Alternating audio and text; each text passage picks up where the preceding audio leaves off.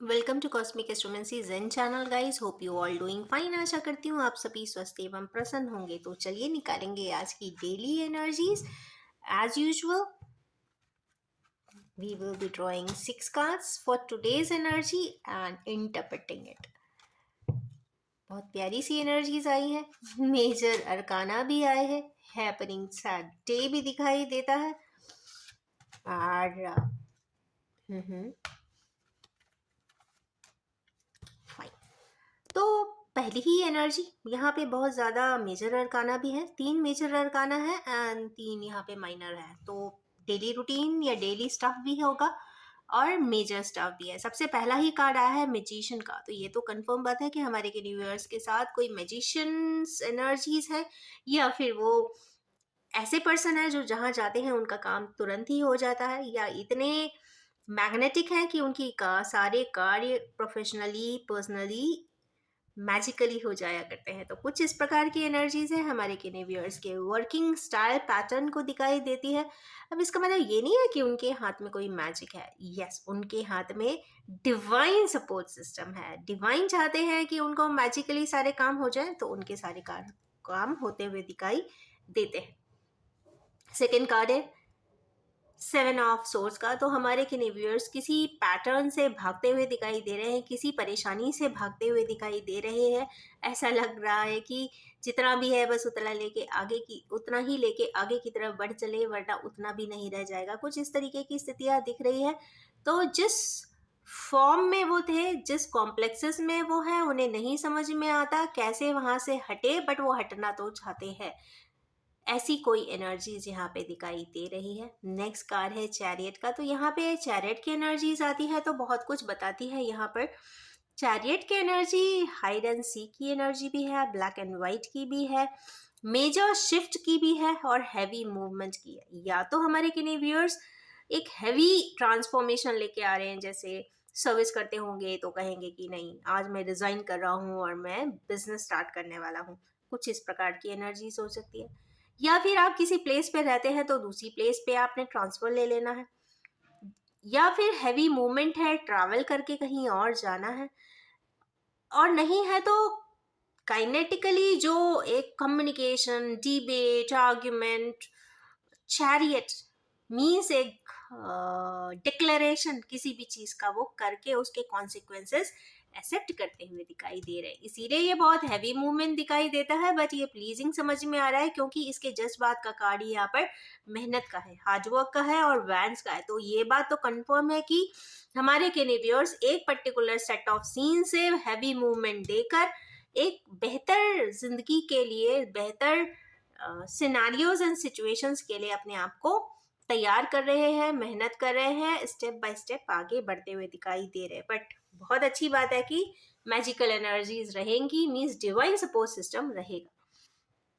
तो उसके बाद की एक एनर्जी पे जाए कि भाई डेथ लाइक एनर्जी आई है। तो ये भी एक बहुत सडन चेंजेस के बारे में बताती है। कुछ सडन चेंजेस हमारे व्यूअर्स की लाइफ में होता हुआ दिख रहा है। मूवमेंट के बाद बहुत सारी चीजें बदल जाने वाली है। एक प्लेन पे फिजिकली ना होकर ये कहीं ना कहीं किसी प्रोसेस, सिचुएशन, पर्सन या फिर थॉट प्रोसेस से रिलेटेड कोई चीज की कंप्लीट एनर्जीज खत्म होने वाली है। कुछ इस प्रकार की एनर्जीज यहाँ पे है।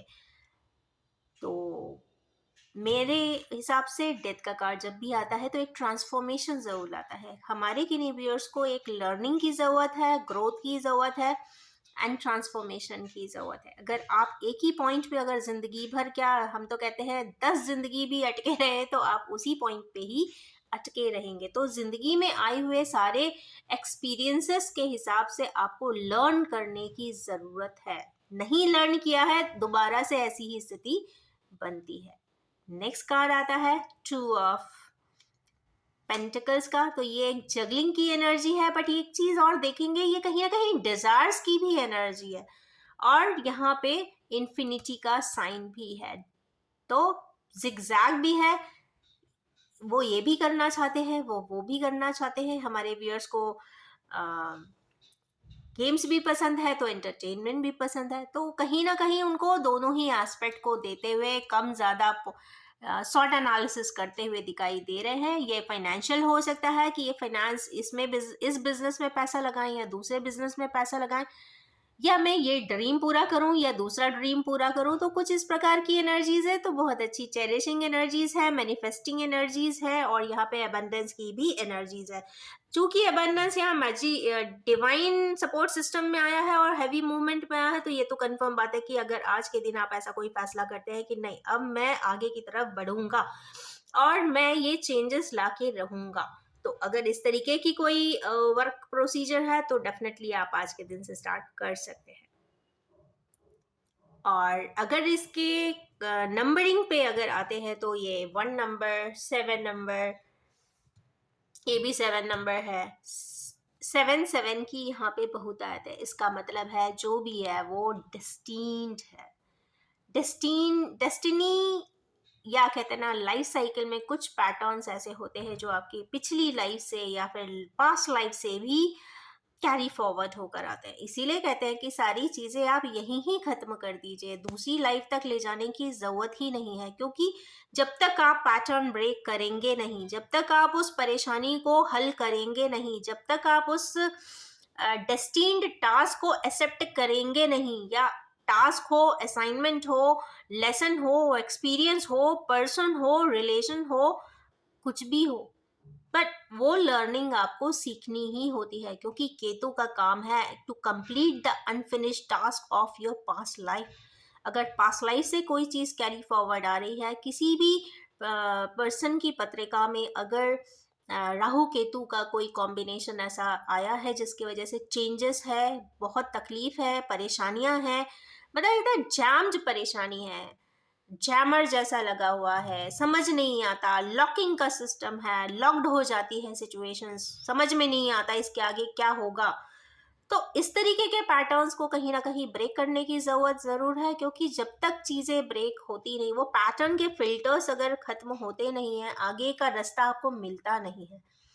और जब तक लाइफ फ्री फ्लोइंग ना हो, किसी तरीके का बॉन्डेज ना हो, बॉन्डेज से मतलब ये नहीं है कि आप चीज़ों को एथिकली फॉलो नहीं करते, बॉन्डेज का मतलब ये है कि आप अंदर से कुछ चाहते हैं फिर भी नहीं कर पाते हैं। बहुत सारी ऐसी डिफाइंड रूल्स बना दिए जाते हैं, घर के, परिवार के, स्टेटस सिंबल की तरीके से बना दिए जाते हैं, तो चाहते हुए भी आप वो छोटी छोटी बातें भी पूरी नहीं कर सकते जो एक आम इंसान नॉर्मली करता है। तो ये जो जैमर्स होते हैं, नोट्स के बेसिकली जो मन के इर्द गिर्द होते हैं, दैट इज मन के इर्द गिर्द जैसा आपका मन चाहता है, मतलब मून के नोट्स ही होते हैं राहु केतु, या फिर north node and south node.